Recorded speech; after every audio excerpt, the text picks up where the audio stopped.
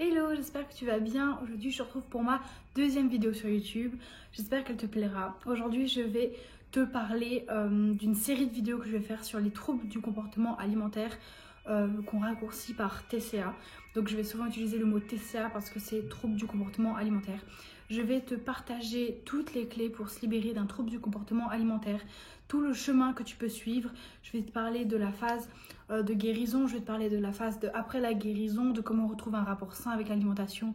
Enfin bref, j'espère sincèrement que cette vidéo te plaira. Si tu penses qu'elle peut aider des gens qui ne connaissent pas cette chaîne, n'hésite pas à leur envoyer le lien de la vidéo. Et voilà, j'espère vraiment pouvoir toucher le plus de monde possible. Donc merci si tu partages. Et même merci de regarder la vidéo. Cette vidéo a pour but d'aider toutes les personnes qui ont un rapport malsain avec l'alimentation ou qui ont un rapport, ou qui ont un TCA plutôt, un trouble du comportement alimentaire. Alors, quelle est la différence entre un rapport malsain avec l'alimentation et quelle est la différence entre un rapport malsain et entre un TCA? Alors, en fait, avoir un trouble du comportement alimentaire, c'est soit que tu as de l'hyperphagie, de l'anorexie ou de la boulimie, et c'est souvent diagnostiqué par un médecin ou tu peux faire des recherches sur internet. En tout cas, je te conseille de te renseigner pour savoir si tu es plus dans un TCA que dans un rapport malsain avec l'alimentation. Mais voilà, si en tout cas tu penses à ton poids jour et nuit et que tu vis dans la peur de grossir ou la peur de ne jamais obtenir le corps idéal, si tu n'aimes pas ton corps et que tu te sens très mal à l'aise dans ta peau, si tu penses qu'il serait impossible pour toi de t'aimer si tu prends du poids, si chaque jour tu t'observes devant le miroir et que tu espères avoir ça qui est plus fin ou ça qui est plus fin, enfin, si tu espères changer ton corps, avoir une silhouette plus fine ou enfin changer ton apparence pour tirer vers quelque chose de plus mince, si tu passes ton temps à te comparer aux autres femmes que tu juges plus belles ou alors que tu juges mieux que toi, cette série de vidéos est faite pour toi. Si tu as très peur du jugement négatif de ton entourage, si tu as peur que les gens te jugent parce que tu prends du poids, voilà. Si tu as l'impression d'être obsédé par la nourriture et que tu passes tes journées à penser à ce que tu vas manger ou ce que tu ne vas pas manger ou à est-ce que je dois manger ça parce que ce soir je vais au resto, etc.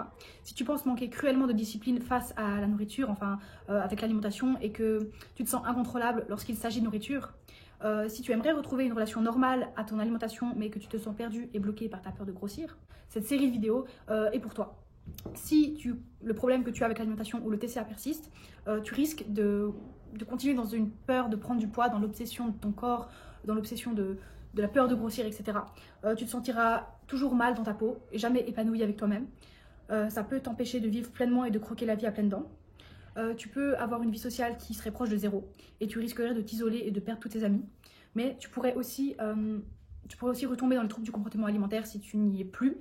Tu n'arriverais pas à profiter pleinement de la vie car tu serais toujours prisonnière de tes pensées négatives envers ton corps. Il serait impossible de te sentir libre de manger ce que tu veux vraiment.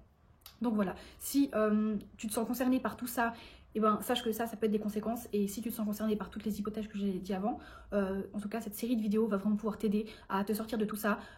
Alors je ne sais pas si tu es dans un trouble du comportement alimentaire et que c'est vraiment très profond, cette série de vidéos qui est comme une formation peut vraiment t'aider à déjà beaucoup avancer, mais peut-être pas forcément t'en sortir. Mais si voilà, tu restes à une relation malsaine avec l'alimentation ou un TCA encore assez léger, enfin je veux pas quantifier un TCA de léger ou pas léger, mais je veux dire on peut voir si le problème est plus ou moins ancré très fort. Enfin voilà, après. Cette formation donc peut t'aider à te sortir des TCA ou alors à t'aider à avancer dans ce chemin-là. Et c'est vraiment le but de cette série de vidéos.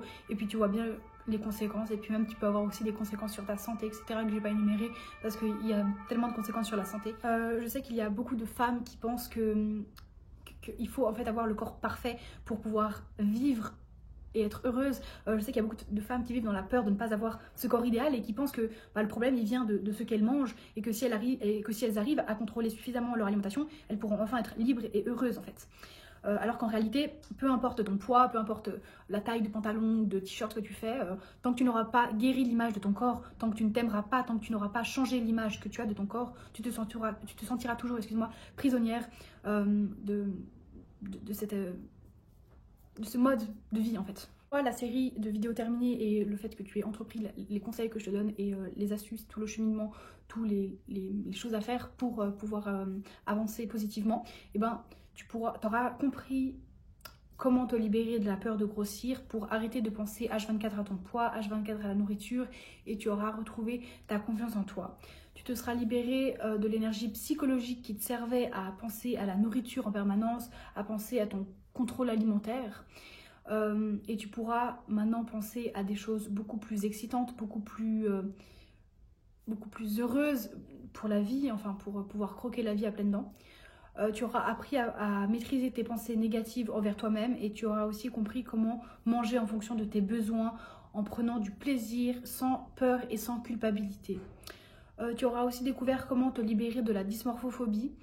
Et la dysmorphophobie, c'est le fait de ne se voir pas comme on est vraiment. Ça veut dire très souvent quand on a de la dysmorphophobie, on se voit plus gros que ce qu'on est vraiment.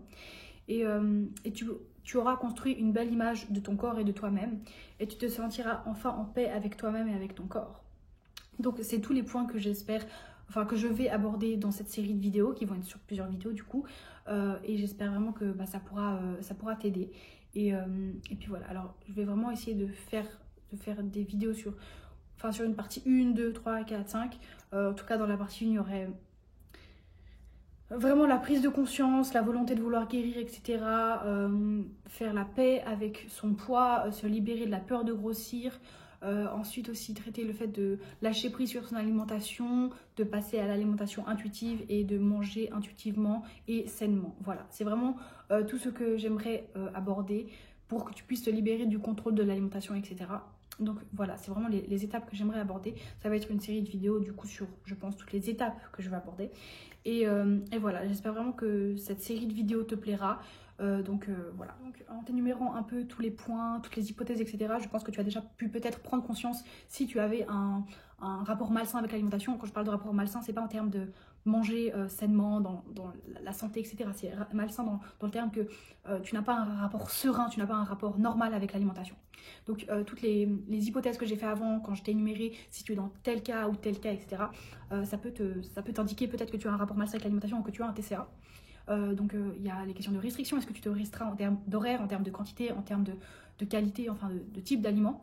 Tu te dis, ah non, le repas de midi, il faut que je le commence que à midi, et là c'est 11h30, je ne peux pas manger, ça c'est une restriction en termes d'horaire, ou le jeûne intermittent, c'est aussi une restriction en termes d'horaire, si tu te forces à attendre telle heure pour manger, ou alors une restriction en termes de quantité, tu ne te permets pas de manger autant que ce que tu aimerais, et en termes d'aliments, une restriction en termes de type d'aliment, c'est je ne m'autorise pas à manger de la pizza, ou des pâtes, ou je sais pas, du riz, parce que j'ai l'impression qu'ils vont me faire grossir, ou parce que j'ai l'impression que je vais prendre du gras avec ça, voilà, toutes les croyances que tu peux avoir avec l'alimentation. Ça aussi, je vais en parler bien plus tard, comment dédiaboliser ces aliments interdits, etc.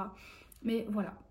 Après, si tu es aussi dans la peur de grossir, c'est le fait d'avoir des aliments interdits, d'avoir des obsessions sur son alimentation, sur son corps, d'être obsédé H24 par ça, de ne penser qu'à ça, d'être vraiment, d'avoir aussi peur de prendre du poids et d'être obsédé par son corps. Tout ça, ça regroupe, toutes ces choses, c'est la peur de grossir. La peur de grossir regroupe toutes ces choses-là. Si tu as aussi un contrôle alimentaire sur ce que tu manges et un contrôle corporel, ça veut dire que tu surveilles ton poids, que tu surveilles si ta taille elle est comme ci ou comme ça, si elle fait tant de centimètres, si tu laisses pas ton corps être comme il est mais que tu veux absolument le contrôler ou que tu contrôles ton alimentation, que tu fais attention à ce que tu manges. Enfin, oui, il y a des gens qui font attention à ce qu'ils mangent, mais c'est pas forcément qu'ils ont un rapport malsain avec l'alimentation. Mais si tu fais vraiment attention, que tu es en permanence en train de te dire « Ah oui, si je mange ça, ce soir je peux pas manger ça » ou des choses comme ça, c'est que tu as un contrôle alimentaire.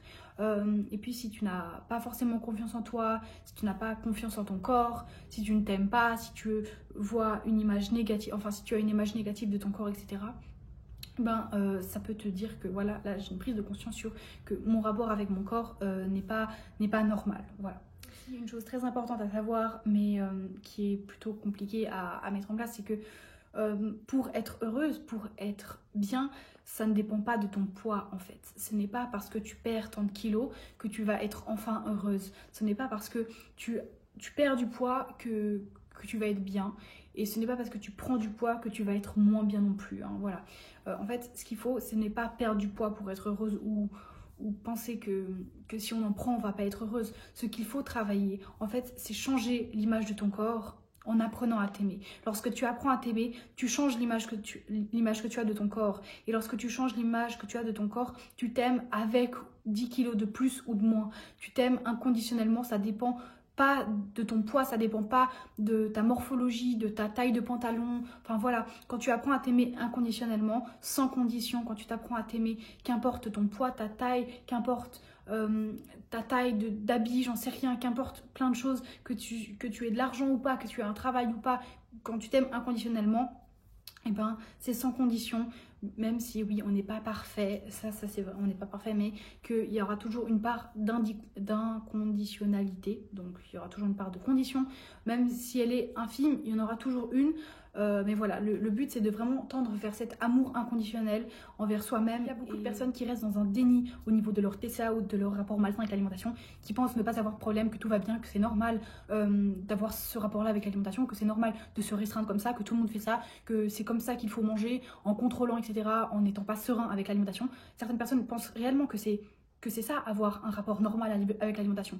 Et avoir un déclic, ça peut être très compliqué en fait. Même si j'ai fait plein d'hypothèses, les gens qui sont vraiment dans un déni n'arriveront pas. Et avoir le déclic, ça peut être des fois une phrase qui te fait tilt dans ta tête, ça peut être des fois un geste, un flashback ou quelque chose comme ça.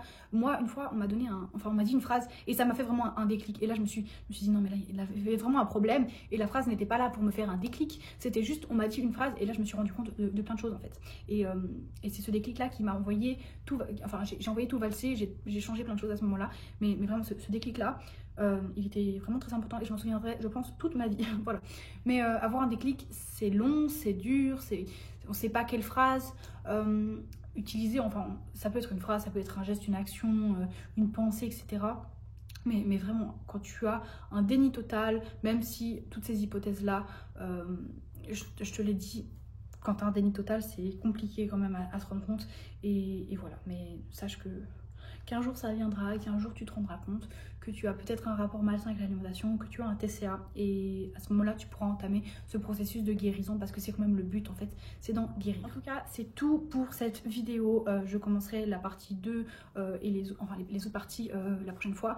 En tout cas là, je t'ai vraiment expliqué ce que je voulais faire dans cette série de vidéos et je t'ai parlé du coup de cette prise de conscience aussi surtout. Mais voilà. J'espère vraiment que ces vidéos te plairont et qu'elles t'aideront énormément. C'est vraiment mon but de prendre du temps à faire ça, etc. Mais d'aider les gens, c'est vraiment ce que je veux faire. Et du coup, c'est surtout pour ça que je me suis mise sur YouTube. Mais voilà, j'espère que cette série de vidéos te sera très utile parce qu'il y aura énormément de contenu dans ces vidéos. Donc, je te conseille de prendre des notes ou de noter certaines astuces, d'y réfléchir, etc. N'hésite pas à mettre la vidéo sur pause à certains moments et de prendre des notes, de noter ce qu'il faut faire, etc. Prends un cahier, destine un cahier à mes vidéos si tu veux, pour pouvoir vraiment t'aider là-dedans si tu te sens concerné. En tout cas, je te fais plein de gros bisous, merci d'avoir regardé la vidéo et à très vite, salut!